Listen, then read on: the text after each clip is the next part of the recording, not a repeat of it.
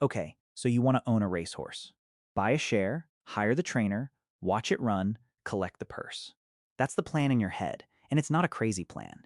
It's the same plan that built entire industries in Kentucky, Newmarket, and Dubai. Here's the problem. A racehorse is not an investment. It is a depreciating athlete with a shelf life, a training bill that never sleeps, and a finish line that decides almost nothing about whether you make money. By the end of this, you'll never look at a racehorse the same way, and you'll know exactly which kind of owner survives owning one. Let's start with what it actually costs to get in. The purchase price is the number that gets you talking to strangers at parties. A modest yearling at auction runs $10,000 to $50,000. A serious prospect with real pedigree runs $100,000 to $500,000.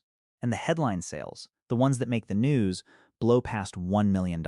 Most owners land somewhere in the middle, and most of them do it through a syndicate, buying a fractional share rather than the whole animal. That's the number that gets shared. It's also the number that's designed to get shared, because everything after it is where the business actually lives.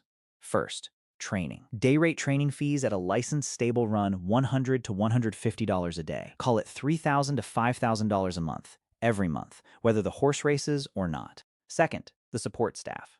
Farrier visits, a specialized equine vet on retainer, transport to and from the track. Bundle it together, and you're looking at another $1,000 to $2,000 a month layered on top of training.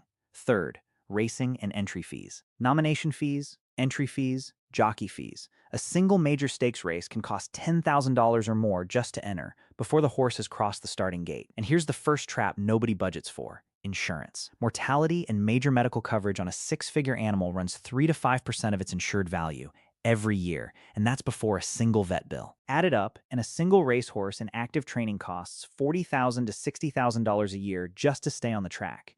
And we haven't discussed a single purse check yet. So what did you actually buy? Not an investment in the way a stock or a bond is an investment. What you bought is closer to a professional athlete's contract crossed with a lottery ticket. An asset whose value depends entirely on performance you cannot control, that depreciates the moment it stops winning, and that can be worth zero in a single bad step. Think of it less like owning property and more like owning a single lottery ticket that also charges you rent every month, whether it wins or not.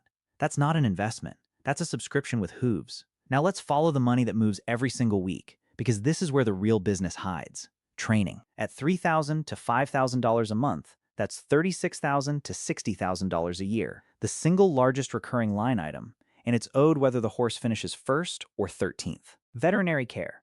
Routine care alone runs $2,000 to $4,000 a year, but a single soft tissue injury, the kind that ends careers quietly, can mean a $10,000 to $20,000 surgical and rehabilitation bill with no guarantee the horse ever races again.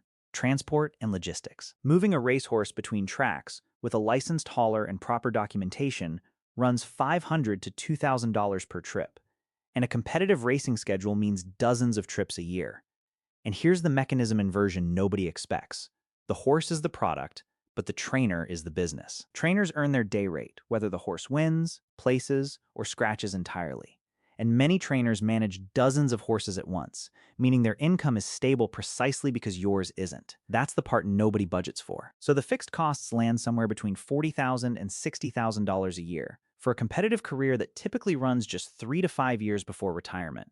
Run that forward and you're looking at $150,000 to $300,000 in total carrying costs, before the horse has necessarily won back a single dollar. And the fragility here is structural. Roughly only 1 in 10 thoroughbreds ever wins enough purse money to cover its own training costs across a full career. The rest are subsidized entirely by their owners. Just when the math starts to feel survivable, one soft tissue injury turns a promising 3-year-old into a permanent boarding bill with no more purses coming in. In September of 2016, a man named Marcus Doyle, running a small 10-member racing syndicate outside Lexington, Kentucky, had done almost everything right. He'd structured the syndicate properly in 2013, with clear legal shares and a transparent monthly statement mailed to every member. He hired a respected trainer with a track record. By 2015, the syndicate's lead horse had placed in 3 stakes, races, and looked, on paper, like the real thing. Local racing press even profiled the syndicate in early 2015, calling it a model for accessible ownership. By mid-2016, the syndicate had grown to 3 horses and 22 members, each paying a modest monthly share of the training bill in exchange for a slice of any winnings. The problem wasn't the horses. The problem was the math. Purse income across all 3 horses that year totaled just under $60,000.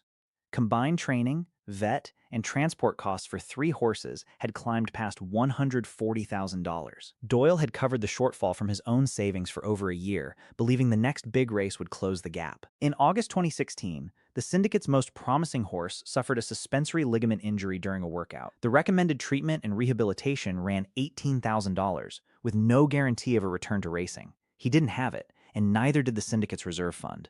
Members were asked for an emergency assessment. 6 of the 22 refused and demanded their shares back instead. He dissolved the Syndicate in September 2016. 2 of the 3 horses were sold at a loss within the year. The answer is not personal incompetence. The answer is structural. Here's the structural mechanism that took him down, and it's the same one waiting for almost every small racing syndicate. Purse income is capped by performance that no amount of good management can guarantee. A horse either runs fast enough to place, or it doesn't, and most don't. But costs are not capped. They accrue on a calendar, not a scoreboard, whether the horse races once a month or spends the season recovering.